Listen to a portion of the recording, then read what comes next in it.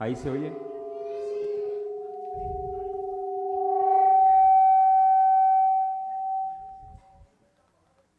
¿Ahí se oye bien? Listo. ¿Ya se oye mejor? ¿Más abajo? ¿Más abajo? ¿Ahí? Eso. Perdón, estamos en vivo.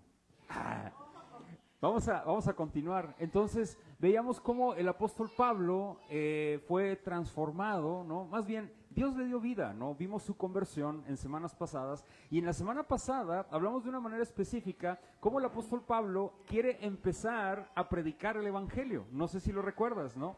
Pero ahí es donde viene el encontronazo en donde se menciona no. Dios le dice alto, espera, no es el momento. Y vienen las consecuencias por la desobediencia. ¿Cuál es? Pues que empieza a tener persecución. Ojo, no que la persecución sea una consecuencia de desobedecer al Señor, quiero dejarlo claro. A veces vamos a tener persecución y es algo común, mis hermanos, para los cristianos. De veras, en el mundo tendremos aflicciones. Y no hablo solamente de la aflicción que tú puedes tener en tu estado, particular, por enfermedad, por alguna situación financiera o por alguna circunstancia, lo que sea, sino también involucra la persecución. A lo largo de los siglos, los cristianos siempre han padecido o hemos padecido persecución y la seguiremos teniendo. ¿Por qué? Como lo mencioné al principio del culto, al inicio de nuestro tiempo confesional, aunque andamos en el mundo o estamos en el mundo, no militamos conforme al mundo, no somos del mundo y somos peregrinos y extranjeros en esta tierra, mis hermanos. Ahora, viene y ahorita lo que vamos a ver, el texto que vamos a ver hoy, haz de cuenta que la conversión de Pablo y lo que vimos ayer, la semana pasada de Pablo, fue un texto entre paréntesis. Y ahorita vamos a ver cómo regresa otra vez Lucas, que fue el que escribe el Hechos de los Apóstoles, cómo regresamos otra vez a Pedro, no sé, en la narrativa de la historia. Cómo regresa Lucas al ministerio de Pedro. No sé si recuerdas, pero Pedro se quedó en el último acontecimiento que hubo con el apóstol Pedro, fue con Juan, que se quedaron con Simón el mago, ¿te acuerdas? Fíjate, quiero que vayamos a ver un poquito del contexto en Hechos capítulo 8, por favor, en el versículo 25, y aquí nos centramos, porque después el apóstol, Lucas, se centra en Felipe y el etíope, ¿te acuerdas? Después de Hechos 8:25, y después viene Pablo, o sea, Saulo, ¿no? La conversión, y luego viene este hecho de que él recobra la vista y empieza a predicar y luego se va a Damasco, Arabia, etcétera, ¿no? Pero checa, aquí nos quedamos con Pedro y aquí pusimos esta pausa, por así decirlo. Checa lo que dice Hechos 8:25, y ellos, habiendo testificado y hablando la palabra de Dios, se volvieron ¿a dónde? ¿Y en qué? Muchas poblaciones de los samaritanos anunciaron ¿qué? Aquí nos quedamos.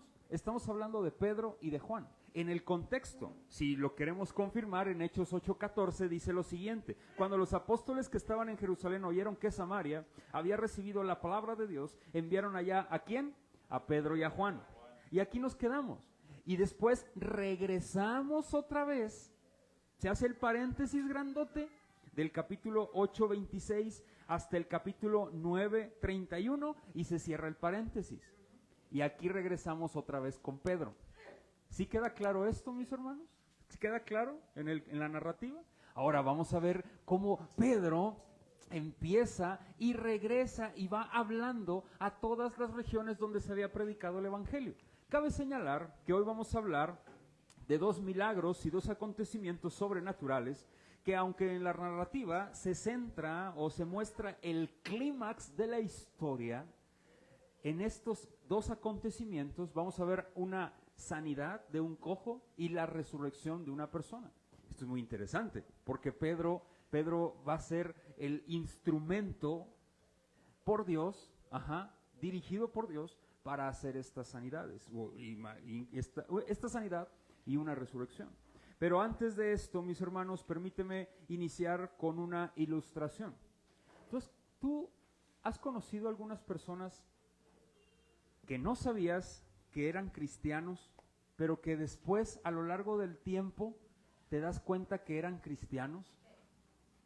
Ojo, cuando los conociste no figuraban que eran creyentes. Es más, ni siquiera sabías que eran cristianos, porque ni se parecían a los cristianos, ni tenían jerga cristiana. Es más, ni su costumbre, ni su forma de hablar, nada parecía que eran cristianos. Hasta que te diste cuenta, fuiste a una iglesia cristiana, te invitaron y resulta que volteas y ves, ah, caray, aquí está él. Hola, ¿cómo estás? Ay, sí, hola, hermano, hola, ¿cómo estás? Y resulta que era cristiano de años. ¿Te ha topado eso? ¿Te ha tocado eso alguna vez? Yo quiero empezar con esta ilustración porque hace años yo trabajaba en la ingeniería civil y era parte de un grupo de arquitectos en un despacho de arquitectos allá en Ciudad Victoria, Tamaulipas. Voy a omitir nombres por obvias razones. Y después, estaba yo trabajaba en el área de diseño, ¿no? De arquitectura, en el área de arquitectura. Y había un compañero de la universidad que yo lo conocí toda la universidad, o sea, es la ingeniería civil y vaya, y luego me lo topé ahí, en esa constructora. Y en el área de diseño, él estaba en el área de presupuestos, costos y presupuestos. Y entonces, de repente, escucho, y estábamos solos él y yo en la oficina, en todo el despacho. Y de repente empiezo a escuchar música cristiana, del cantautor que sea. Yo digo, ah, caray, se me suena, o sea, me suena esa música. Y voy y volteo y era él. Le digo, ah, chis, ¿te gusta esa música? Y dice, sí, sí. Ah, ¿y eso? Dice, no, es que yo soy cristiano. Y le dije, ¿de veras? Sí, soy cristiano. Y me dijo él, yo ya me di cuenta que tú también eres cristiano. Te salvó Cristo. Y le dije, sí, ya, gracias al Señor. Y empezamos a platicar y le dije, oye, hermano, oye, brother. Le dije yo tengo ese término, brother, es hermano. Le digo, oye, brother, pero no sabía que eras cristiano. ¿Desde cuándo eres cristiano? Y dice, no, desde chiquitito yo voy a la iglesia. Le dije, brother, estuve contigo, te conocí desde la prepa, estuve contigo en la universidad, toda la universidad. Y aquí ya llevo un mes y hasta ahorita me estoy dando cuenta que eres cristiano. Le dije, ¿no? Se me quedó viendo y no te miento, empezó a llorar. Se le llenaron los ojos de agua, ¿no? Y él me dijo algo muy interesante. Después de ahí, él vi que empezó a cambiar. Él asistía a una congregación presbiteriana, una iglesia presbiteriana confesional. Y me llamaba la atención su testimonio y él me dijo, gracias, porque me confrontaste con mi verdad. A mí me daba miedo decir que era cristiano. Te voy a decir algo. Esto puede sonar muy trillado, lo que vamos a ver el día de hoy. Puede sonar muy sencillo. Es más, puede sonar algo muy absurdo si tú quieres. Te digo algo, es algo sumamente serio. El no testificar a Cristo con lo que tú eres, escúchame bien, con lo que tú eres. No es solamente dejar de escuchar música del mundo. No es solamente dejar de hablar con majaderías, como lo hacen la gente que no conoce a Cristo. No, es más profundo, hermanos. Es más profundo. Y esto puede sonar muy absurdo y una predicación muy ridícula si tú quieres. Pero te digo algo, con Cristo no se juega. Con mi Señor no se juega. Con mi Dios no se juega. Tal vez con el tuyo sí, pero con el mío no. Y Él merece un respeto con todo lo que yo soy. Y si tú has comprendido, escúchame bien, y si tú has comprendido que Él ha hecho la obra y te ha dado identidad de hijo, cosa que no tenías, y que eras, ¿sabes cómo dice la Biblia? Eras un bastardo como yo, y si tú has comprendido, eso lo dice Hebreos, para que no te vayas, ay, el pastor qué grosero, no, lo dice Hebreos, eso lo dice. Mira, te digo algo, hermano, y si no ha caído el 20, como dicen los jóvenes, en tu cabecita, en tu corazón, hermano, hermana, necesitas arrepentirte. De verdad. tenemos que mostrar a Cristo con todo lo que somos. Y no te escudes, no te escudes. Es que es imposible, no te escudes con eso. Que ni los niños lo hacen. No te escudes con que es imposible. Es que el Espíritu Santo mora en ti, en mí. No te me escudes con esas cosas.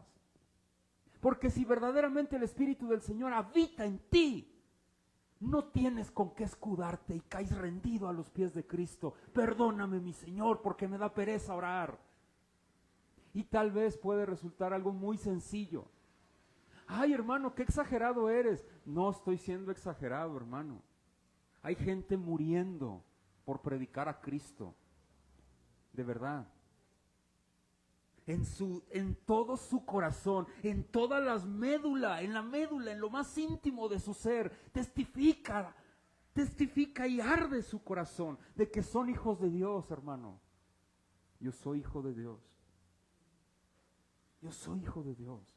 El Señor ha dado su vida por mí y estoy muy agradecido por ello. Anoche le platicaba a mi esposa y concluyo mi introducción con esto. Le decía, amor, me siento adolorido en mi fe. Oh, amor, me siento desgastado en mi fe. Amor, a veces no quiero seguir. Y ella me decía, amor, oremos. Oremos, amor, oremos. ¿Por qué? Porque yo no puedo. Yo no puedo, necesito al Espíritu de mi Señor en mí. Y me puse a orar. Y el Señor levanta, el Señor restaura, el Señor da fuerzas, como las del búfalo, lo dice la palabra, no sé si tú has leído eso. Es que si conocieras mi sufrimiento, yo no lo conozco, pero Hebreos dice que tenemos a un sumo sacerdote. Lo acabamos de leer en la lectura de la iglesia. Tenemos un sumo sacerdote que fue similar a nosotros, parecidísimo en todo. En todos los padecimientos, en todos los sufrimientos, pero sin, ¿qué? Pecado. Esto nos ayuda muchísimo a ir corriendo a Él, porque Él nos entiende, Él sabe lo que sufrimos, Él sabe lo que padecemos. Corramos rápido a encontrar socorro en el seno del Padre, porque Él es fiel, Él es bueno, Él es justo. Cierro mi introducción. No quiero que te quedes. Hermano, no te canses, por favor. No, quédate en que oramos y el Señor nos fortalece. Hoy vamos a ver algo muy interesante. ¿Por qué dices, hermano, pero hablamos de milagros, de sanidades? Y yo sé que si tú leíste el texto, a lo mejor estabas esperando una campaña de esas que son muy populares, y lo digo entre comillas, de sanidades y milagros. Pero no, ¿sabes? Vamos a profundizar en esto porque es súper importante y vamos a ver la importancia que tiene y lo que está haciendo el apóstol Pedro aquí.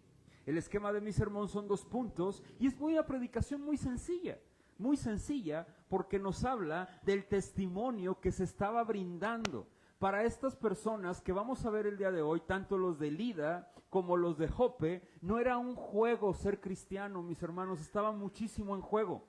Muchísimo, mucha aberración, culturalmente estaban en contra, o sea, todo estaba en contra. No era una religión popular, mis hermanos, el ser cristiano. El ser cristiano no había libertad, ¿me explico? Como hoy la tenemos tú y yo. Nosotros podemos ser cristianos, podemos ver predicaciones en las redes sociales, podemos incluso tomarnos una taza de café aquí escuchando la predicación. Hermanos, hay libertad en muchos sentidos, pero aquí, en este contexto y en este entorno, no era tan sencillo ser creyente. Testificar que había un rey diferente al César no era cualquier cosa dentro del imperio. Es más, era pena de muerte, no sé si tú lo sabías. Checa lo que dice el texto bíblico, dice... Los 2 puntos de mi sermón, Pablo en Lida, y el segundo del Pedro en Lida, versículo 32 al 35, y en el punto 2, Pedro en Jope, del 36 al 43. Versículo 32 de Hechos, capítulo 9. Vamos a la lectura, por favor. Aconteció que Pedro, Visitando a todos, vino también a los santos que habitaban en Lida, y halló allí a uno que se llamaba Eneas, que hacía 8 años que estaba en cama, pues era paralítico, y le dijo Pedro: Eneas, Jesucristo te sana, levántate y haz tu cama. Y enseguida se levantó, y le vieron todos los que habitaban en Lida y en Sarón, los cuales se convirtieron, ¿qué dice? Al Señor. Versículo 36. Había entonces en Jope una discípula llamada Tabita, que traducido quiere decir Dorcas. Esta abundaba en buenas obras y en limosnas que hacía, y aconteció que en aquellos días se enfermó y murió. Después del punto dice, después de lavada, la pusieron en una sala. Y como Lida estaba cerca de Jope, los discípulos, oyendo que Pedro estaba allí, le enviaron 2 hombres a rogarle: no tardes en venir a nosotros. Levantándose entonces Pedro fue con ellos, y cuando llegó le llevaron a la sala, donde le rodearon todas las viudas, llorando y mostrando, ¿qué dice? Las túnicas y los vestidos que Dorcas hacía cuando estaba con ellos. Esto es importante, en el clímax de la narrativa. Verso 40, entonces, sacando a todos, Pedro se puso de rodillas y oró, y volviéndose al cuerpo, dijo: Tabita, levántate. Y ella abrió los ojos, y al ver a Pedro se incorporó. Y él, dándole la mano, la levantó. Entonces, llamando a los santos y a las viudas, la presentó viva. Esto fue notorio en toda Jope, y muchos creyeron en el Señor. Y aconteció que se quedó muchos días en Jope, en casa de un cierto Simón el curtidor. Este texto habla de 2 milagros. El primero, los 2 son impresionantes, ya son milagros sobrenaturales. El primero es un cojo levantado de hace 8 años, estaba en cama, no podía pararse, y llega Pedro y le dice: levántate, Eneas. ¿Y qué sucede? Se levanta, rapidísimo. No había necesidad de imposición de manos, no había necesidad de absolutamente nada, simple y sencillamente la palabra poderosa ¿de quién? De Pedro. ¿Qué ocurre? Hace que se levante. ¿Quién? Eneas. Luego viene la resurrección de Dorcas. ¿Te acuerdas de Dorcas? La acabamos de leer. Tabita también se menciona. Es la traducción, Tabita es el nombre de ella, o Tabita es el nombre de ella en el arameo. Y en la traducción en el griego es Dorcas. Ella murió, estaba enferma y ella murió. Y cuando llega Pedro, ¿qué dice? Tabita, levántate. ¿Y qué pasa con Tabita? Se levantó. Dice que abrió los ojos y se levantó. ¡Qué impresionantes milagros! ¿A poco no? ¿Has visto alguna vez levantarse? ¿Has ido a algún funeral alguna vez? ¿Has visto que se ha levantado un muerto? yo tampoco he visto eso. No, imagínate eso, imagínate. ¡Ey, levántate! Que se levante, y ¿qué pasaría? ¿No? Esto es algo interesantísimo, lo que veremos el día de hoy. Pedro, desde el versículo, y en mi primer punto, vamos a ver un punto que es importantísimo, y es un concepto. Es importante analizar conceptos dentro de la Escritura. ¿Por qué? Porque nuestra cosmovisión, ¿qué significa esto? Cosmovisión, la forma, lo voy a explicar de una manera muy llana y lo más sencillo posible. Cosmovisión significa la forma que tenemos de ver las cosas, o la manera de cómo vemos nosotros nuestro alrededor, o todas las circunstancias, todas las cosas, ¿sí? Nuestro entorno, sobre todo socialmente. La cosmovisión de estos personajes, mis hermanos, es muy interesante porque ellos, fíjense, en el primer siglo, en donde se está llevando a cabo esta situación, no había médicos, no había hospitales, no había calles pavimentadas ni banquetas como hoy nosotros tenemos en nuestro entorno. ¿Sí me explico? Porque cualquiera podría decir, hoy en día el Señor puede hacer estos milagros. Fíjense, ¿a quién está utilizando Dios? Aquí en el texto, a Pedro. ¿Quién era Pedro? ¿Era un apóstol de quién? De Jesús. No, pero a Felipe también lo usó, sí, pero no había más iglesias. Es más, el cristianismo se estaba expandiendo, estaba iniciando, y Felipe era el único creyente que estaba en la persecución, y Dios lo estaba, ¿qué? usando, porque dice la palabra que estaba siendo usado para hacer señales y milagros. Pero no había iglesias, no había establecido nada todavía, como hoy en día. Hoy en día hay muchas cosas establecidas ya. Hay medicamentos. Si a ti te duele la cabeza, ¿qué haces?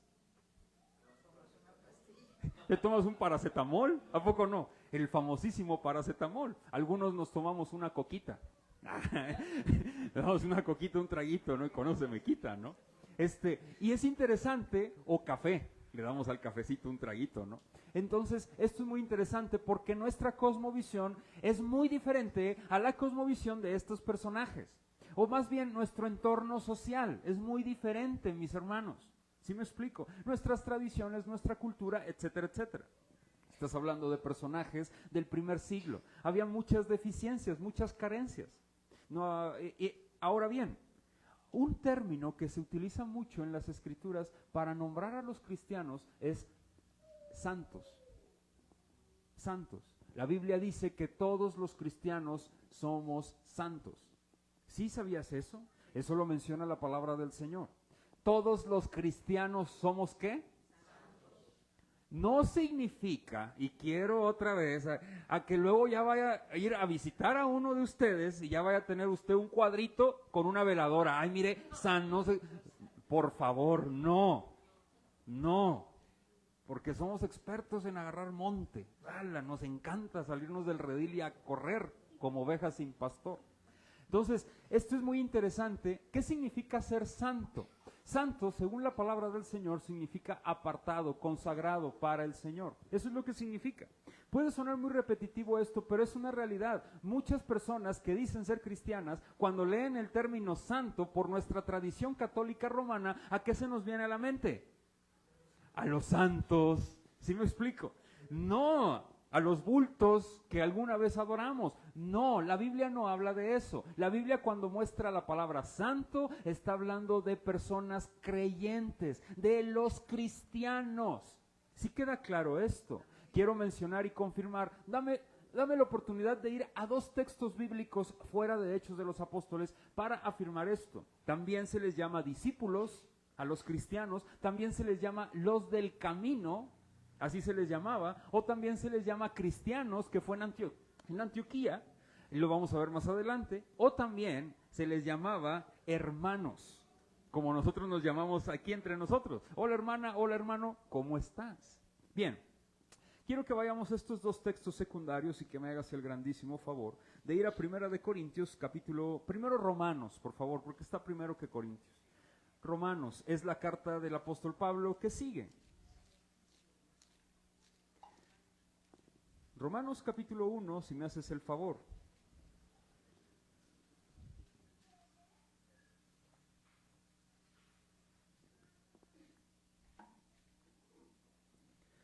Dice lo siguiente en el versículo 1, Romanos capítulo 1, verso 1. Pablo, siervo de Jesucristo, llamado a ser apóstol, apartado para el evangelio de Dios, que él había prometido antes por sus profetas en las Santas Escrituras. Y luego viene mostrando toda esta introducción, este prólogo, pero vamos a brincarnos por favor hasta el versículo 7. Este es el saludo o la salutación, y dice: a todos los que estáis, ¿en qué? Amados de Dios, llamados ¿a qué? Gracia y paz a vosotros, de Dios nuestro Padre y del Señor ¿qué? A todos los apartados, a todos los que hemos sido escogidos por Dios, hemos sido llamados a ser ¿qué? Cuando tú lees esto, dices, ay, tengo que ser ¿qué? Santo. Pero ¿qué se te viene a la mente? Tengo que ser perfecta. ¿Sí o no? Pues no, eso no significa. Distas mucho de la realidad bíblica. Distas mucho, porque no, pues eso, yo no puedo, pues no.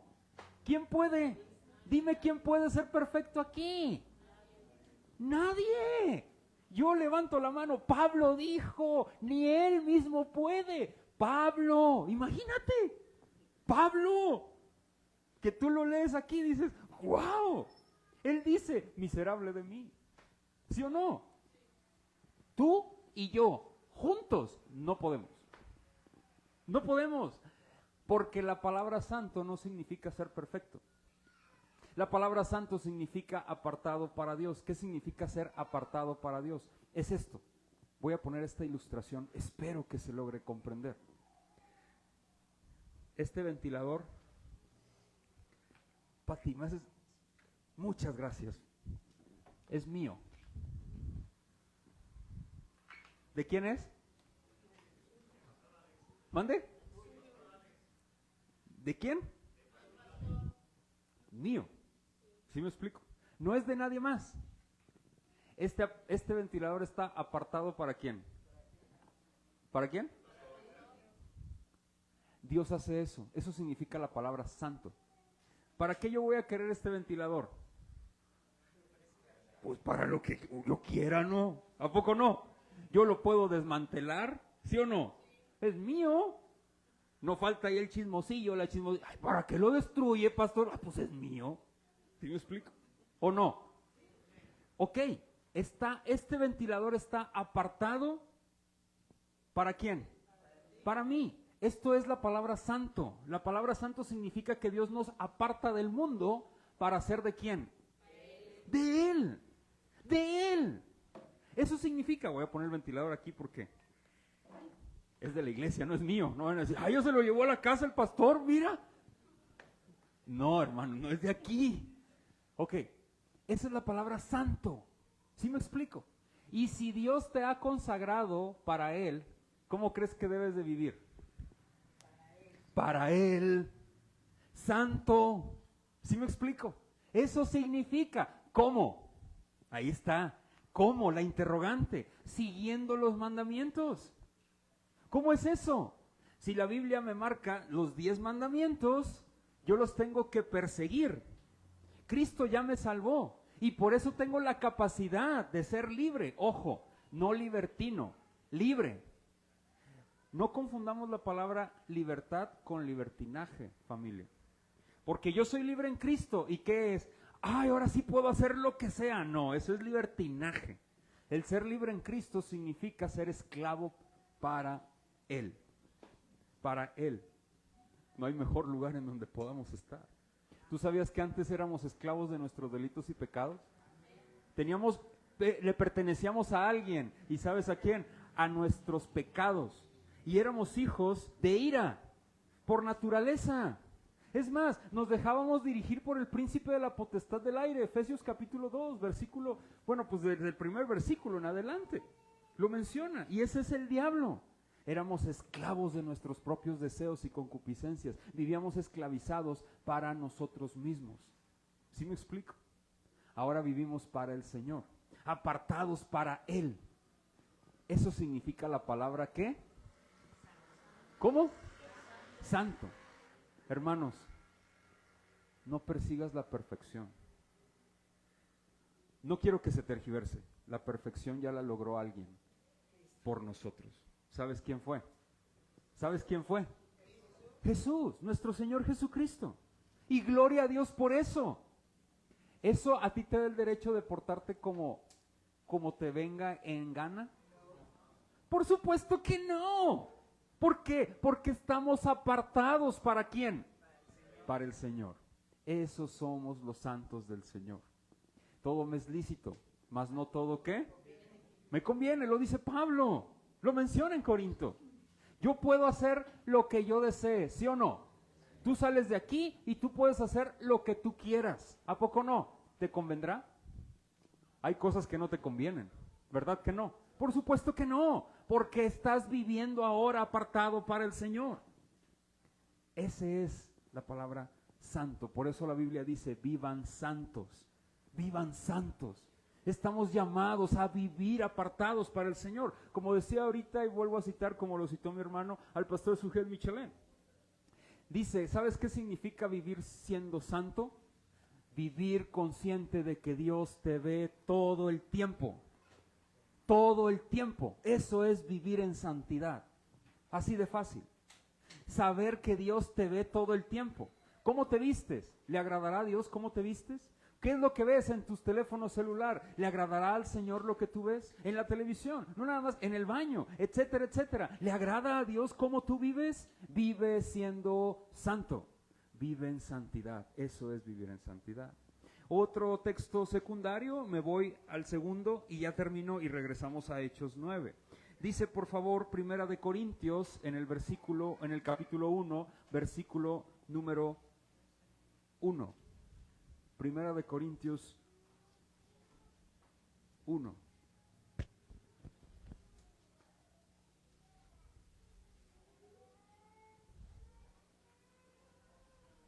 Dice en el versículo 1 y 2, capítulo 1, Pablo, llamado a ser ¿qué? De Jesucristo por la voluntad de Dios, y el hermano Sóstenes a la iglesia de Dios que está en Corinto, a los santificados, ¿en quién? ¿Quiénes son los santificados en Cristo Jesús? La iglesia, los cristianos, hermanos, a los santificados ¿en quién? Gloria a Dios. Yo soy santo, ¿tú sabías eso? ¿Tú eres santo, sí o no? No me pongas veladoras, lo vuelvo a repetir, porque luego ahí voy a llegar y yo con mi cara ahí, como de José Smith, cuando llegas a las casas de los mormones. ¡No! Somos santos en Cristo Jesús. Checa lo que dice más adelante en el versículo siguiente. A la iglesia de Dios que está en Corinto, a los santificados en Cristo Jesús, llamados a ser ¿qué? Santos, con todos los que están en cualquier ¿qué? Lugar. Mira, nos manda saludos a nosotros también. Dice, invocan el nombre de nuestro Señor Jesucristo, Señor de ellos, y nuestro gracia y paz a vosotros. Por eso en los mensajitos yo les pongo gracia y paz, porque eso es lo que hacían los hermanos. Dice, a vosotros de Dios nuestro Padre y del Señor ¿qué? Jesucristo. Hermanos, cuando la iglesia o cuando el texto bíblico habla de santos, está hablando de quiénes. ¿De quién? De apartados, pero ¿quiénes son los, de quiénes? De los santos. ¿Y quiénes son los santos? Vamos otra vez a la explicación, hermanos, porque no les quedó claro. A ver, ok, ¿qué significa ser santo? ¿Apartado qué? No te quedes, por el amor del Señor Jesucristo, con las ilustraciones en tu mente, porque luego dices, ay hermano, estuvo re buena la ilustración del ventilador. No, yo no quería que te quedaras con el ventilador. Yo quiero que te quedes con la centralidad del concepto santo. ¿Qué significa? ¿Apartado qué? Para Dios. ¿Y a quiénes se les dice que somos apartados para Dios? En Cristo Jesús, Señor nuestro. A la iglesia, a sus hijos. ¿Quiénes somos sus hijos? Hoy se nos denomina ¿cómo? Cristianos. ¿Sí queda claro ahora sí? A ver si ahora sí. ¿Quiénes son los santos? Los hijos de Dios, los apartados para Dios. ¿Cómo se nos llama hoy en día a los santos? Eso, bien. Gloria al Señor, bien. Ahora sí vamos a avanzar. No pensé que me tardaría 30 minutos. Ven, vamos a seguir. Chequen. Teniendo esto en consideración, aquí vamos a empezar a ver, hermanos y hermanas, algo muy importante, porque el apóstol Pedro empieza a testificar a todos los santos, a los discípulos, a los hermanos. Vamos a empezar a ver estos términos. Y de aquí en adelante, en Hechos de los Apóstoles, aunque ya lo vimos en Hechos 2, vamos a empezar a ver estos textos, mis hermanos. Estos, estas palabritas, a los santos, a los discípulos, a los hermanos, a los del camino y también a los cristianos, y lo veremos más adelante. Por eso es muy importante, familia, que comprendamos el concepto de santos cuando dice en la Biblia. Por eso la Biblia dice en Pedro, sin santidad, ¿qué dice? Nadie verá a Dios, nadie. Con nosotros sin ser santos, nadie veremos a Dios. Y nosotros estamos apartados para el Señor, consagrados para Él, persiguiendo la santidad, la santificación constantemente por la obra gloriosa del Espíritu Santo. Eso se le llama sinergia. ¿Qué es esto? Un trabajo en equipo, en que el Espíritu Santo, cuando nosotros nos da vida, el Espíritu Santo empieza a trabajar rapidísimo en nosotros y nos ayuda a crecer en la santificación. ¿Sí me explico? Nosotros damos el primer pasito y el Espíritu Santo hace el resto y empieza a trabajar con nosotros Dios en nuestro interior. Esto es fascinante. Un cristiano, por eso decían los puritanos, no puede, una persona que dice que es cristiana, no puede seguir viviendo sumergido en su condición pecaminosa. ¿A qué se refiere esto? No se refiere a caer en pecado.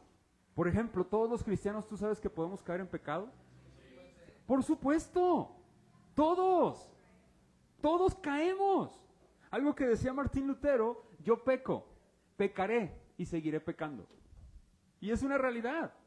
Ahora, esto es importantísimo para ti, para mí, hermanos. El que tú y yo nos llamemos santos, y aunque el Espíritu Santo siga obrando la santificación en nuestra vida, cuando nosotros nos muramos, vamos a tener mancha. Te pregunto, con esa mancha, sin Cristo, ¿te podrás presentar, ojo, delante del trono? Sin Cristo estoy diciendo. Pero con Cristo, aunque tengas esa mancha en ti, ¿te podrás presentar? ¿Sabes por qué? Por Él, por sus méritos, no por los tuyos. Eso se le llama justificación. ¿Sí me explico? Eso es importantísimo. Pregunta: ¿seguirás siendo el mismo después de haber nacido de nuevo? Si viviste 30, 20, 10, ¿para qué me voy tan lejos? Un año después de ser cristiano, ¿sigues siendo el mismo que cuando naciste de nuevo? ¿Verdad que no? Si no naciste de nuevo, sigues siendo el mismo, hasta peor, porque te has convertido en un hipócrita, diciendo que eres cristiano, viniendo a la iglesia. Pero, si Dios te ha dado vida, hermano, ya no somos iguales. ¿Verdad que no? ¿A qué voy con esto? En el texto bíblico, me voy Pedro en Lida. Checa lo que dice el versículo 32. Aconteció que Pedro, visitando a todos, vino también a los ¿qué? ¿A los qué? ¿Quiénes son los santos? A ver si muy chichos. ¿Quiénes? Muy bien, ahí están los cristianos, ¿verdad? Pero si lees los santos, dices, no, pues a San Martín de Porras nomás, ¿verdad? Y empiezas a tergiversar la Biblia y, ay, pues sí, pues el santo de... No, hermano, está hablando de los creyentes. ¿Sí queda claro esto? Dice que habitaban en Lida. Lida era de la región de Judea. ¿Te acuerdas de Hechos capítulo 1, versículo 8? Y recibiréis poder cuando haya venido sobre ustedes el Espíritu Santo, le dijo Jesús a los apóstoles. Y me seréis testigos, ¿en dónde? En Jerusalén.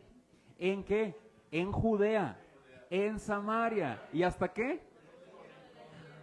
Lida era una parte de Judea, y Jope también. Lida ahorita está o se encuentra, ahorita Lida existe y se encuentra, es donde está el aeropuerto de Israel, del actual Israel. Jope es un fragmento de la ciudad Tel Aviv, que todavía existe en Israel. Ahora, esto es interesante, pero era parte de la región de Judea. ¿Sí me explico? Y se está cumpliendo la palabra nuevamente. Gloria al Señor por esto. Pedro iba a visitar a los santos, o sea, a los cristianos que habitaban en Lida. Y halló allí a uno que se llamaba, ¿cómo? Que hacía 8 años que estaba en cama. Pues estaba, o era más bien, ¿qué? Paralítico. Y le dijo Pedro: Eneas, ¿Jesucristo qué dice? Dice que Él lo sanó. Fíjate lo que dice: Jesucristo te sana. ¿Te acuerdas al que sanaron también en la Puerta la Hermosa, Pedro y Juan? Que le dice, se le queda viendo y le dice: levántate en el nombre de Jesús de Nazaret, y anda, y se levantó el cojo. Esto es muy interesante porque dice: Jesucristo te sana, levántate, haz tu cama. Y enseguida, ¿qué dice? No dice que pidió gente para que vinieran a orar, ¿verdad que no? Solo le dijo: levántate, Jesucristo te sana. ¿Y qué pasó? Se levantó. ¿Vale? Y la pregunta del millón, me voy a adelantar: ¿y hoy puede pasar eso, hermano? Yo sé que me lo vas a preguntar. ¿Hoy puede levantarse gente así nada más de repente y, ya, rápido? ¿Se puede? ¿Existe? Te dije, me voy a adelantar. Miren, ¿cuántos apóstoles de Jesucristo hay el día de hoy? Enviados directamente por Jesús. ¿Cuántos? ¿Cuántos? El que dice que es apóstol de Jesús, que se llama Guillermo Maldonado, ese es un hereje blasfemo. Ese no es apóstol de Jesucristo. Bueno, quién sabe qué diga, a lo mejor ya dice que le salieron alas y es como arcángel o algo así. Pero él no es apóstol. No hay apóstoles de Jesús, mis hermanos, hoy en día. Y punto. ¿Puede Dios levantar a un enfermo hoy en día, sí o no? ¡Claro que sí! ¡Por supuesto que sí! Mi Señor sigue estando en el trono y puede levantar a quien quiera, incluso de los muertos, como a ti y como a mí nos ha levantado de los muertos y de la sepultura. ¿Sí o no? Hasta gusanos traíamos en nuestras fosas nasales porque estábamos muertos en delitos y pecados. ¿Sí o no? Yo levanto la mano y digo que sí. Dios, ahora, esto es en el área espiritual, pero físicamente yo estoy seguro que Dios puede usar personas para que oremos y Dios puede sanar. ¿Sí o no? ¡Claro que sí! Yo sí creo eso. No creo en los milagreros. ¿A qué me refiero? Yo no creo y no veo a la luz de las Escrituras en los charlatanes que dicen, a ver, venga fulano de tal, venga por su milagro. Eso no es bíblico. ¿Tú ves a Pedro haciendo campaña de sanidades y milagros aquí? ¿Ves que alguien ahí, a ver, ahí viene Pedro, traigan a su enfermo? ¿Y escuchas eso? Aquí no se muestra. Él visitó ¿a quiénes? ¿A los qué? A los santos, a los cristianos. Visitó al grupito que estaba en Lida. Algunos historiadores mencionan que era un grupo pequeño, que no era un grupo grande, y que Eneas era un personaje que había creído en nuestro Señor Jesucristo estando allí en Lida. ¿Gracias a qué? A la persecución. De manera providencial, Dios mandó una persecución para que el evangelio se fuera esparciendo, mis hermanos, y llegar a Lida. Y algunos historiadores mencionan que este hombre llamado Eneas, Dios era una persona que no era judía y que él había creído ¿en qué? Pues en el evangelio. Y aquí, mis hermanos, él tenía 8 años ya de estar cojo, enfermo, minusválido. Hermanos, voy a entrar en un tema sensible aquí. Dios te ha sanado de alguna enfermedad fuerte, por la medicina, porque Dios usa la medicina. Tú sabes que Dios está por sobre la medicina. Y así te tomes y vayas con el médico más pipiris nice, como dicen por ahí, o más pupupuf de acá, o con el menos de acá, o con el más de acá, pero si Dios le place que no sanes, ¿sabes qué va a pasar? Y no sanas, y no sanas. Pero si tú vas ahí y con el que sea y sanas, ¿es gracias a quién? A Dios. Yo he visto personas que han sanado de múltiples enfermedades, ya sea por la ciencia o sin la ciencia. Y yo sé que es mi Señor, ¿sí o no? Oh, cuánta falta nos hace, hermanos, creerle más al Señor en esas áreas. Todo es espiritual, familia. Hay un mundo espiritual que nos rodea grandemente y somos muy ignorantes. ¿Y qué dice Pablo? Lo menciona en Efesios capítulo 6. Vistámonos con toda la armadura de Dios. ¿Para resistir a qué? Al día malo. Las acechanzas del enemigo. Porque no tenemos lucha contra qué. No estoy diciendo que todas las enfermedades sean causas espirituales, pero en su mayoría sí.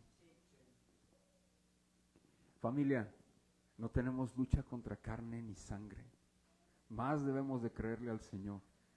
Decimos que somos santos, ¿sí o no? En Cristo. Oremos más al Señor. Señor, ¿sabes qué? Esto, ojo, tampoco seamos negligentes, porque están los dos extremos. Ay, me duele la cabeza. No, yo creo en el Señor me va a sanar, el Señor me va a sanar. Y no, ve al médico, porque luego también hay personas así. No, es que yo creo. No, o sea, ve al médico, no pasa nada. La prudencia no es falta de fe. Al contrario, como yo no soy Dios, yo no sé qué tengo, voy a ir a los medios que Dios me ha provisto. ¿Sí me explico? En este tiempo, lo vimos ahorita, en el contexto de esto, aquí, imagínate, este hombre tenía 8 años de estar cojo. Tal vez era una contractura. ¿Te has hecho una contractura alguna vez? Te impide caminar. ¿Sí o no? No sabemos qué tenía este hombre. Pero a veces espiritualizamos y nos vamos al extremo de todo. Tampoco es así, hermanos. Seamos prudentes. ¿Sí me explico? Seamos prudentes. Si el Señor me ha dado un paracetamol para tomármelo, ¿qué voy a hacer? No, voy a dejar ahí, yo tengo fe. No, es que eso no es falta de fe. Como yo no sé, Señor, me tomaré esto en tu nombre. Yo creo que es más fe tomarte la pastilla. Hermanos, seamos prudentes y sensatos. Número 1. ¿Sí? No ignoramos, tampoco ignoremos las maquinaciones del perverso. Aguas. Y quiero mencionarte lo siguiente. Este hombre es levantado, Eneas. Yo creo hoy en día que el Señor puede utilizar a personas para que puedan sanar personas, pero ¿de qué forma? Y eso es algo muy particular y lo creo porque lo veo en la Biblia. Yo no creo en los milagreros, yo no creo que haya personas que tengan un don en específico y que anden diciendo, a ver, yo tengo el don de sanidad, ven, quiero orar por ti. No, yo no creo eso. Yo lo que sí creo es que Dios te puede utilizar. Que si yo oro por mi esposa, y si ella trae un dolor, o si ella ora por mí, yo sé que Dios la puede usar a ella para que yo sane. No sé si me explico. Yo creo eso. Pero yo no creo que haya personas hoy en día que anden ahí levantando muertos y haciendo milagros de ese tipo. Y si las hay, yo quiero que se vayan y se encierren en los hospitales, que hace mucha falta, sobre todo en la terapia intensiva y en el área de niños. Mucha falta que estén ahí encerrados, en lugar de estar ganando dinero con puras falsas enseñanzas. Vamos a seguir. Espérame, termino con esto porque esto no lo puedo brincar, lo traigo en mis notas. Aquí en la iglesia hemos visto gente que ha sanado y Dios ha fortalecido en medio de hospital. Y hemos orado por ellos, de verdad. Y hemos orado por ellos. No ha habido necesidad de imponer manos. Yo me acuerdo de una persona, de una niña, que estuvo a punto, y ellos eran miembros de la congregación, estuvo a punto de perder uno de sus ojos. Y oramos aquí.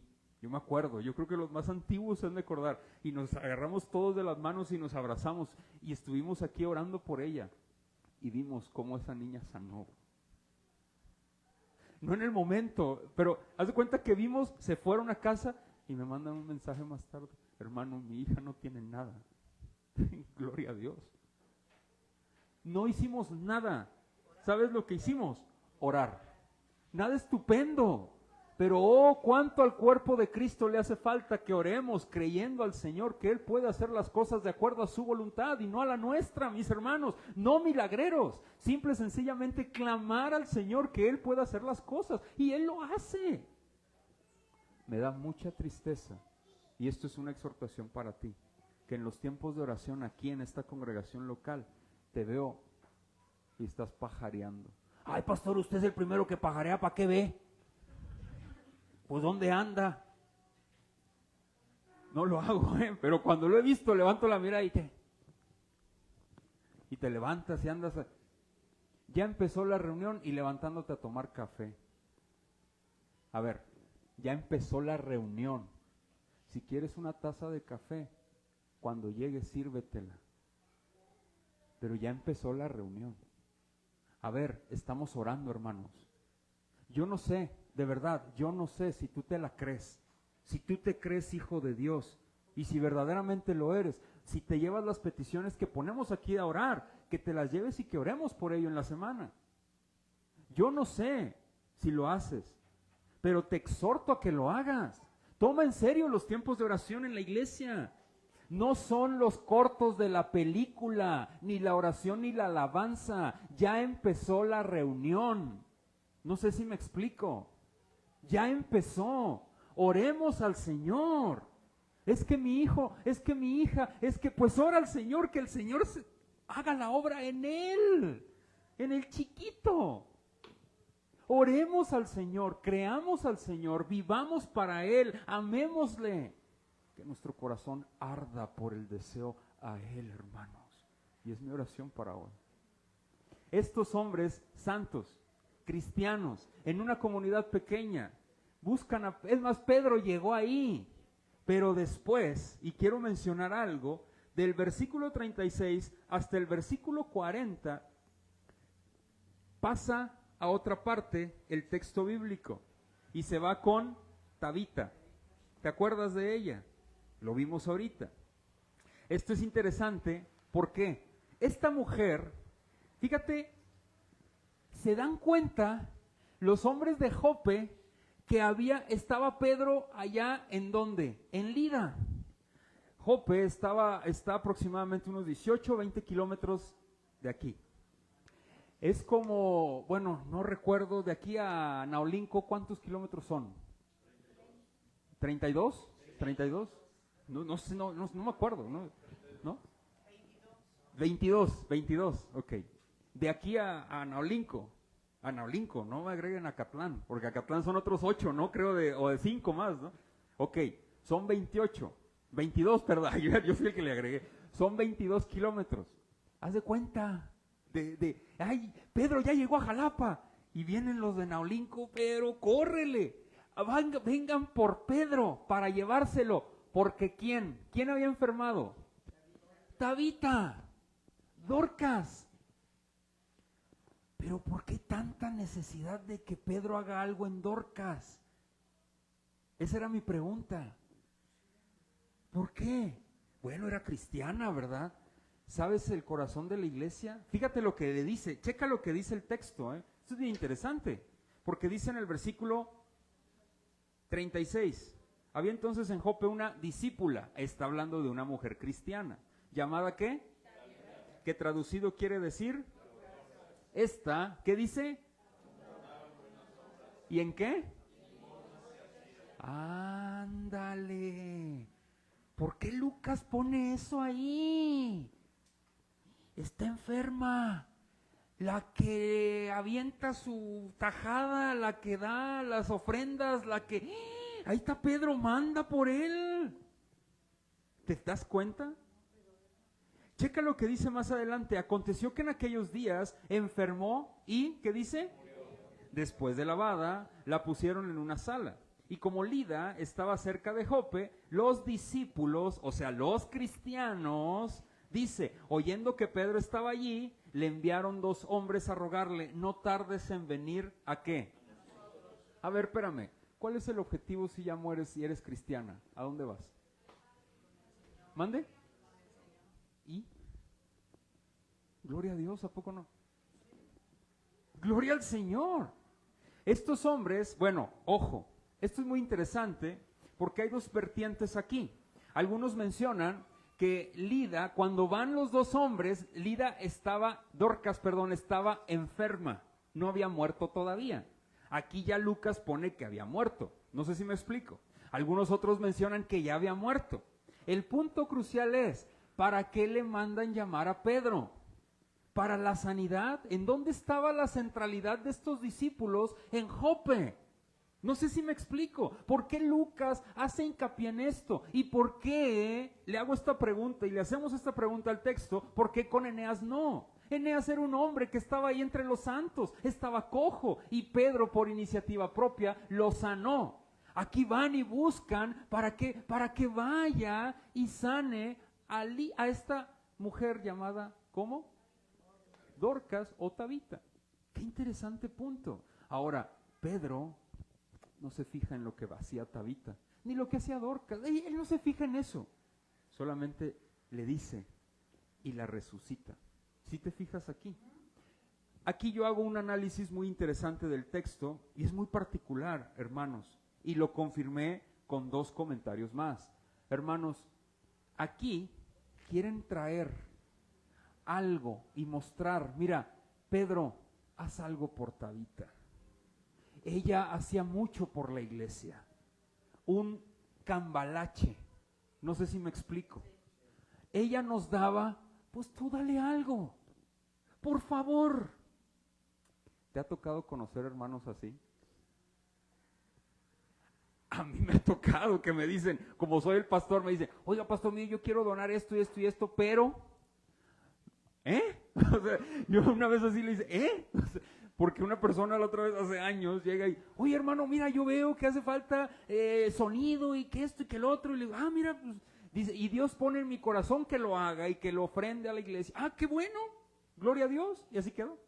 3 veces, 4 veces, 5 veces, no, 2 veces va a la iglesia. Y luego a la segunda me dice, hermano, quiero hablar contigo. Ya está el sonido, ya lo tengo en casa. Qué bien, pero me gustaría que hicieras algo.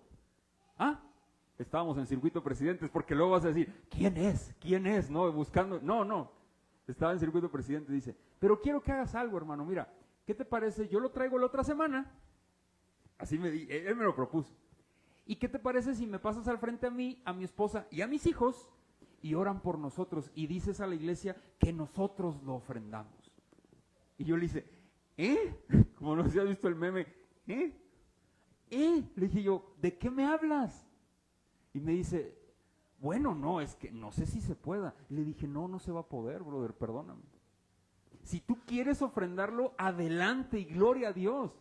Pero hermano, mira, y oramos por ti. Pero ¿qué? ¿Y por qué enfrente de la iglesia? No comprendo, no lo entiendo. Es igual si yo oro por ti de manera privada y se acabó. Ofrenda lo que desees, no pasa absolutamente nada. Por cierto, un paréntesis, gracias a los que trajeron café. Mandé el mensajito hoy en la mañana. Muchísimas gracias a todos aquellos que aportaron para el café de hoy. Gracias. Se cierra el paréntesis. Quería agradecer eso, ¿no? El pan. Por ahí me dice mi esposa el pan. Gracias por aquellos que trajeron. Gracias. Para compartir con los hermanos. Muchísimas gracias, hermanos. Se cierra el paréntesis. Me dijo eso esta persona. ¿Y sabes qué pasó? Se enojó y dejó de ir a la iglesia. ¿Y el sonido? No lo ofrendó, ya te has dado cuenta. No lo ofrendó, ya te has dado cuenta de eso. Pero sabes, gloria a Dios. Gloria a Dios, hermano. Aquí, cuando haces preguntas al texto, te das cuenta de la mentalidad de estos discípulos. ¿Te acuerdas cómo empezamos el sermón del día de hoy? Y voy a entrar a mi conclusión. Dios le dio, es más, levantó ¿a quién? A Dorcas de entre los muertos. La levantó, no la sanó, la levantó. ¿Y utilizó a quién? A Pedro. Vimos sanidad y vimos cómo Dios levanta. Ojo, ¿por qué permitió Dios estas sanidades? Porque ¿quién las estaba haciendo? Dios, ¿a través de quién? Y a Pedro se le dio la encomienda y las llaves, no nada más a Pedro, a todos los apóstoles tenían las llaves ¿de qué? Del reino de los cielos, y lo dice la palabra del Señor. ¿Qué significa esto? Que ellos estaban iniciando y abriendo, hermanos, y poniendo las bases y los cimientos de la iglesia, como hoy la conocemos. Ellos tenían poder y autoridad, no como nosotros. Yo sí lo quiero mencionar. Yo como pastor, yo no tengo la autoridad de Pedro, no la tengo. Pedro tenía una autoridad especial. Él era un apóstol directo de Jesús. Él estuvo con Jesús, anduvo con él, fue testigo de su resurrección y de su ascensión. Él fue enviado directamente y él, Pedro, era alguien muy especial y particular. Y aquí, mis hermanos, de aquí en adelante vamos a ver cómo Pedro inicia la predicación del evangelio a los gentiles con Cornelio la próxima semana. Y después lo afirma Pablo. Pero esto es muy importante para ti y para mí. Aquí vemos 2 corazones de santos. Unos mostrando a Pedro, mira Pedro esto, lo que ha hecho esta mujer, lo que ha hecho esto, mira. Y vemos a otros que ni siquiera, es más, Lucas le dedica unos cuantos versículos a Eneas. Pero la sanidad de Dorcas, más bien la resurrección de Dorcas, es muy amplio lo que menciona. ¿Por qué? Porque especifica en dónde estaba el corazón de sus discípulos, hermano. Esto es muy importante para ti, para mí, hoy en día. Y así inicié mi introducción. Familia, quiero concluir con esto.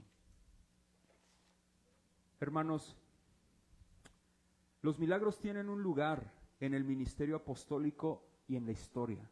Siempre, de la iglesia hasta el día de hoy. Hermanos, los milagros traían una afirmación en la fe de las iglesias que iniciaban. y testificaba la realidad y poder de Cristo en cada uno de los apóstoles. Esa autoridad se afirmaba con estos milagros. Ahora, esto en la actualidad Dios lo permite. Hay milagros y sigue habiendo milagros. Se sigue viendo en el núcleo de la iglesia el poder de los milagros, mis hermanos. Pero ojo, familia, los milagros nunca deben ser la centralidad de una congregación. Nunca, nunca. La iglesia no está para ser una iglesia de milagreros, familia. La iglesia no es un grupo de milagreros. La iglesia está para ser discípulos y bautizarlos en el nombre del Padre, del Hijo y del Espíritu Santo. Mateo capítulo 28. ¿Te acuerdas de eso? Jesús lo dijo. Se lo dijo a sus discípulos. La iglesia, mis hermanos, está para edificarnos en las buenas obras y en el amor. Hebreos capítulo 10 lo menciona. La iglesia está para que crezcamos juntamente en unidad. Ahora, tú puedes decir, es que yo veo que hay mucha desigualdad y desunidad en la iglesia. Aquí hay mucha desunidad. A ver. Está bien. ¿Y qué has hecho tú para generar la unidad? Tú sabes que si no pones tu granito de arena para tú iniciar la unidad, nunca vamos a estar unidos. En Cristo estamos unidos, somos uno. Jesús lo dijo, Juan capítulo 17, el Padre y yo uno somos. Y yo oro, dice Jesús en Juan 17, para que ellos, está hablando de nosotros, de los que íbamos a creer por la palabra de los apóstoles, aquí estamos nosotros, Juan capítulo 17 lo dice, sean uno, así como tú y yo somos uno, mis hermanos. Hermanos, aprendamos a unificarnos en el amor. Amén. ¿Sabes qué es esto de la unidad? No es forzar y cambiarnos la mente a que pienses igual que yo. Es tener la mente del Evangelio en nosotros y vivirla. Mira, Alejandro, ¿puedes venir por favor acá al frente? Lucas, ¿puedes venir acá al frente? No está Antonio ni Kevin, que son mis... Vente, Fernando, vente. Pásale de este lado, Lucas. Aquí ponte. No pises el cable, por favor, mi amor. La guitarra. Pongamos nuestro granito de arena en la unidad. Si mi hermano no me quiere saludar o no me quiere tomar de la mano para ser unido, ¿qué tengo que hacer yo? ¿Cómo? Tomársela. Eso es ser intencional. ¿Sabes qué hacemos? ¿No me la da? Hasta leo y me enojo. Y volteo cuando lo veo al hermano. ¿Quiénes son los santos? ¿Te acuerdas? Eso. Mi hermano sí puso atención. ¿Quiénes somos los santos? Los cristianos. Acá, la mano esta. Si él no me quiere dar la mano, yo lo voy a tomar. ¿Sí me explico? Fernando, dale la mano a Alejandro. Y aquí, cada uno tomemos la iniciativa, por favor, para la unidad dentro de la iglesia. El amor y la unidad es la base dentro de la congregación. Que no te limite un saludo, que no te limite a cosas secundarias. Hermanos, que Cristo reine en nuestras vidas, por favor, siempre. Pasen a sus asientos, concluyo con esto ya. Gracias, Lucas, gracias. Fer. Hermanos, la iglesia está para que crezcamos, que seamos uno, para edificarnos en las buenas obras y en el amor. La iglesia está para que seamos discípulos juntos, para bautizar, para unirnos en el amor. Hermano, la sanidad de Eneas y la resurrección de Dorcas nos apuntan a la deficiencia que tenemos como seres humanos siempre dentro de una comunidad juntos, siempre. Esto, ¿sabes a qué nos apunta? A que necesitamos más a Cristo y menos de nosotros. Amén. Nosotros los cristianos somos diferentes, hermanos. ¿Te acuerdas de mi introducción? Cómo yo vi a una persona que era cristiana de muchos años, pero no se mostraba en nada. Hermanos, por favor, seamos luz allá, pero también seamos luz, ¿dónde? Aquí. ¡Aquí! hermanos aquí. Seamos luz aquí en tu casa, aquí en el hogar, aquí en la iglesia, aquí. Familia, porque nosotros somos diferentes. Nosotros somos diferentes al mundo. Y te dejo estas preguntas a forma de conclusión. No me lo respondas, pero sí a manera de reflexión, por favor. ¿Eres diferente? ¿La gente puede decir que eres cristiano? ¿Qué hace? Oye, ¿qué hace que juegues con un poquito del mundo en tu corazón? Analízalo. ¿Qué se siente? Un poquito de veneno, poco a poco te va a matar. Así es el pecado. El pecado puede parecer muy delicioso, bonito. Las malas costumbres pueden parecer muy bonitas, pero poco a poco te están matando y pudriendo por dentro. ¿Acaso tienes miedo al rechazo de las personas que están a tu alrededor? ¿Les das más importancia? Jesús no le dio importancia a las personas que tenía alrededor. No le dio importancia. Y murió por ti y por mí, sabiendo quién eras y sabiendo quién soy. Y Él dio su vida por nosotros. Y gloria a Dios por ello. Concluyo. ¿Por qué te sientes tan satisfecho? Pregúntate a ti mismo, ¿por qué me siento tan satisfecho haciendo y viviendo lo que estoy haciendo? Pregúntate y arrepiéntete. Arrepiéntete. Vamos a orar. Te damos gracias, Señor, por este tiempo. Muchísimas gracias por tu amor, por la provisión que tú nos das. Padre, yo quiero con todo mi corazón pedirte perdón, porque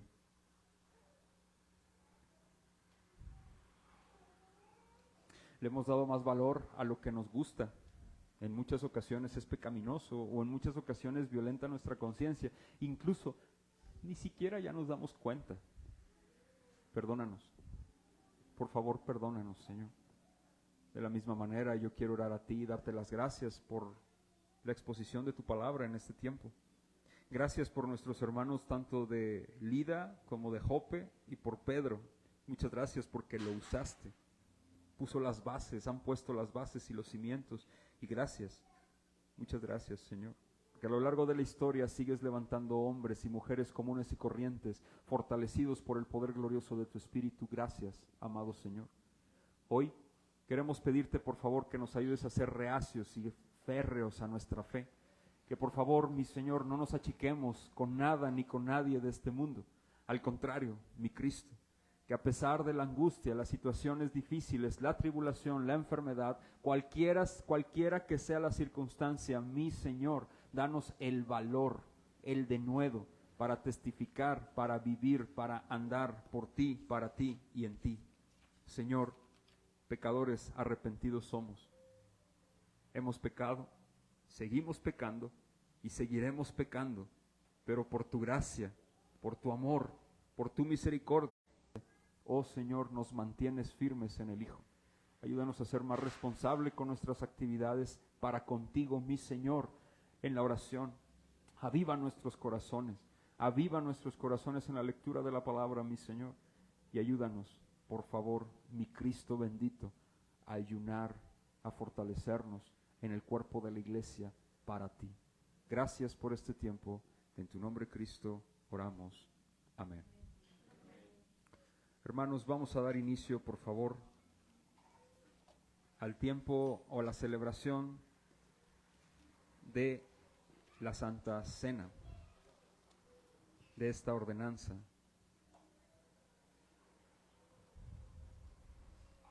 Todos los que somos miembros de la congregación, te pido por favor que dediquemos un momento de manera breve a la oración particular, solicitando que el Señor nos ayude a poder crecer en la unidad y que sea el Espíritu, que sea nuestro Señor Espíritu Santo, fortaleciendo y avivando nuestros corazones en la unidad. De la misma manera, quiero pedirte a todos los que vienen, que no son miembros de la congregación, que ores por la unidad de la iglesia, que nos acompañes por favor con tus oraciones, para que esta ordenanza la podamos nosotros llevar a cabo y que traiga el efecto del Evangelio en nuestras vidas. Señor, gracias te damos por este tiempo. Hoy queremos ponernos en tus manos para que tú te lleves toda la adoración, toda la gloria y todo el honor. Agradecidos estamos contigo porque tú te has mostrado en nuestras vidas. Gracias, gracias, gracias. Hoy queremos suplicarte que por favor seas tú ayudándonos a poder tomar esta ordenanza de la manera en como tú nos la has encomendado. Gracias te damos porque nos has brindado el privilegio de participar de ella en esta iglesia local. Hermanos, oremos y esperemos los elementos que serán aproximados a ti para que participemos de la mesa.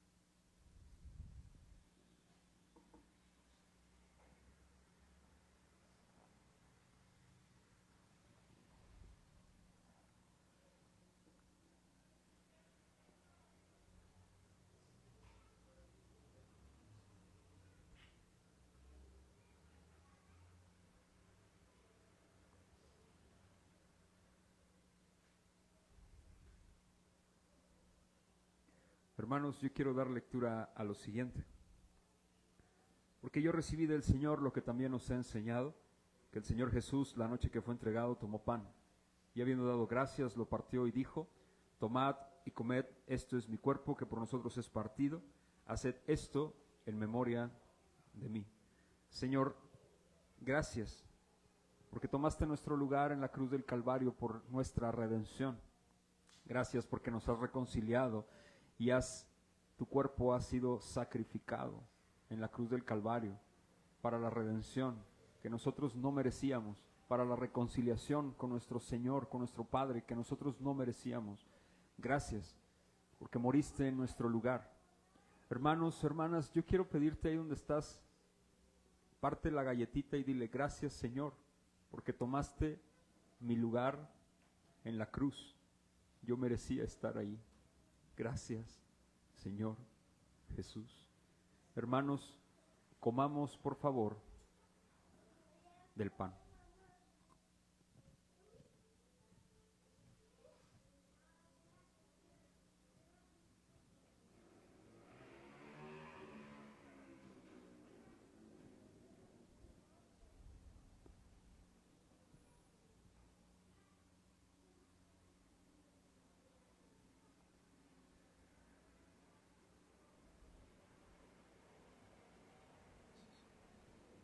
Asimismo, tomó también la copa después de haber cenado, diciendo: esta copa es el nuevo pacto en mi sangre. Haced esto todas las veces que la bebiereis en memoria de mí. Señor, muchísimas gracias, Dios grande de Israel, por enviar al Hijo a derramar su sangre para la expiación de nuestros pecados. Como iglesia local, nosotros celebramos esta ordenanza dándote las gracias porque tu sangre fue derramada. Gracias para expiar nuestros pecados, porque antes estábamos ajenos a los pactos, a las promesas, éramos ajenos a la ciudadanía. Sin embargo, hoy, por tu gracia, por tu sangre, mi Señor Jesús, somos de ti. Hermanos, hermanas, demos las gracias al Señor allí donde te encuentras.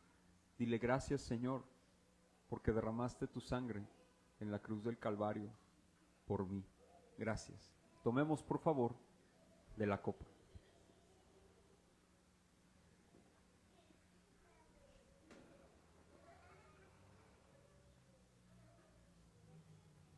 Señor, gracias porque nos has permitido participar de esta mesa en este tiempo. Gracias, gracias, muchas gracias por la obra que has hecho por nosotros en el Calvario, porque tomaste nuestro lugar y moriste por nuestros pecados, porque tu sangre fue derramada y tomaste la copa de ira que nosotros merecíamos. Muchísimas gracias, Señor, porque ahora somos cercanos a ti, reconciliados contigo, ahora somos parte de tu pueblo por ti, en ti y para ti. Gracias. Hermanos, a mí me resta mencionar lo siguiente. Todas las veces que comemos este pan y bebemos esta copa, la muerte del Señor nosotros estamos anunciando hasta que Él regrese. Él va a venir. Amén. Él va a regresar y todo ojo le verá y toda rodilla se doblará. Amén. Vamos a ponernos de pie, hermanos, y vamos a entonar un último canto. Si alguien trae alguna ofrenda, puede dejarla en la cajita que está a la entrada.